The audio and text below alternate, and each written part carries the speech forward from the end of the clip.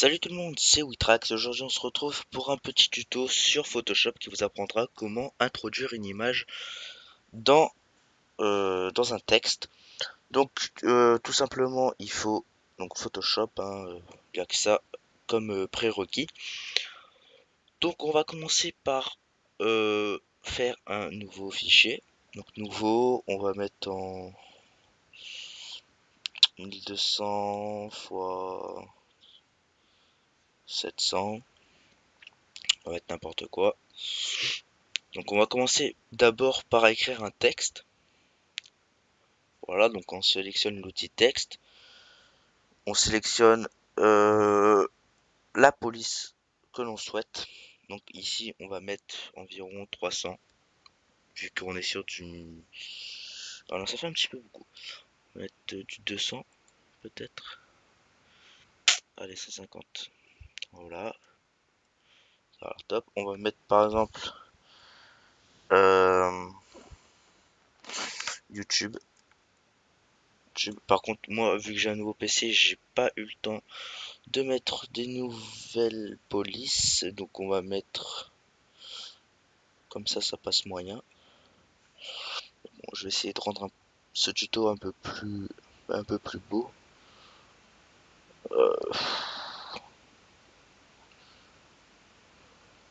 Voilà, on va mettre l'écriture Hollywood. On va faire un petit effet, pourquoi pas, on va déformer le texte, pourquoi pas, hein. Donc là, on choisit ce qu'on veut. On peut mettre, par exemple, arche. Voilà, on peut mettre ça. On peut mettre, mettre n'importe quoi, hein, vous voyez. Voilà, là, si on veut faire une sorte de Superman, voilà, on peut pas pratiquement tout faire, hein. Voilà, donc par exemple, on va mettre ça. Au pire, pourquoi pas écrire Superman, hein. Et on va prendre une image de Superman. Superman. Bon, allez. De toute façon, c'est pour un petit test, hein, on va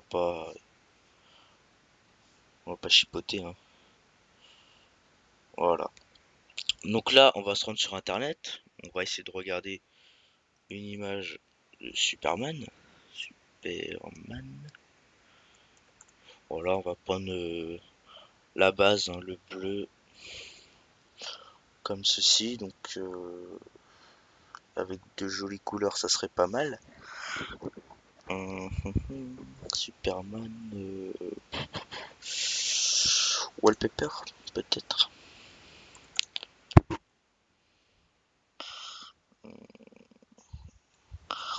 Bon, on a celui-là en 1920 x 1200, donc c'est pratiquement notre taille qu'on a. Voilà, en plus il est pas moche, il est plutôt pas mal. On l'enregistre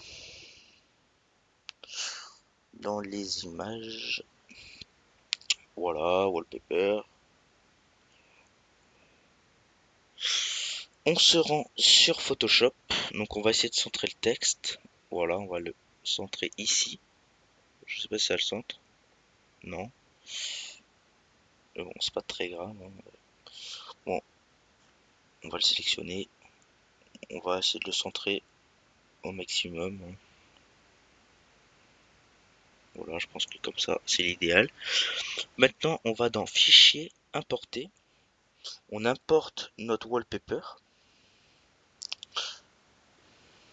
Voilà, on va l'agrandir un tout petit peu pour pas qu'on voie. Bon, de toute façon, ça n'a pas grand intérêt, non. On va le laisser euh, comme ceci. Voilà. Et ce qu'on va faire, c'est qu'on va superposer.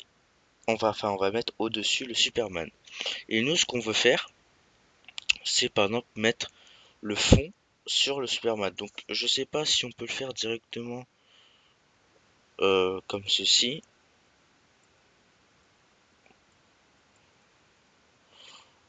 Vous voyez là, enfin non, ça rend pas terrible. Enfin non, on peut pas.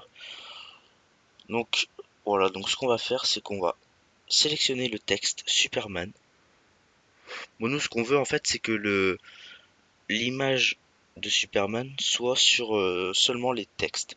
Donc ce qu'on va faire, c'est qu'on va sélectionner le Superman. Bon, après on peut faire sur avec n'importe quel texte, n'importe quelle image, ou bien des n'importe quel par exemple si vous avez fait des logos, etc. Ça peut être aussi avec ça. Donc, pas forcément un texte, mais là c'était un exemple. On sélectionne la baguette magique.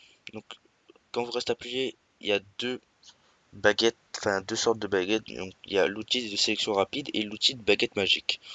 Donc on sélectionne la baguette magique. On clique, on va mettre tolérance 0, vu que c'est du noir pour avoir une meilleure netteté, enfin lors de la prise de avec la baguette magique. Donc là on clique, on appuie sur CTRL, comme si, ah non, non sur Shift. Donc là vous voyez quand j'appuie sur Shift il y a le plus qui apparaît, donc ça veut dire que ça sélectionne en plus le U. On reste toujours appuyé, on sélectionne toutes les lettres, voilà comme ceci. Et on a tout simplement à aller sur le wallpaper et faire un CTRL-C, CTRL-V. Maintenant, vous avez plus qu'à décocher le wallpaper ainsi que le texte et là on obtient le Superman donc sur notre texte en fait. Donc voilà, ça marche avec pratiquement tout ce qu'on veut, hein. Voilà, c'est pas très difficile, c'est un petit tuto qui peut vous aider pas mal, hein. Moi, je m'en sers pour faire des logos. Donc prochainement, je vais faire une vidéo comment faire un logo facilement et une autre vidéo comment faire un background également, donc facilement, rapidement. Et voilà. Donc sur ce, je vous dis à la prochaine pour de nouvelles vidéos. Merci encore d'être de plus en plus nombreux. Et je vous dis à la prochaine. Bye tout le monde.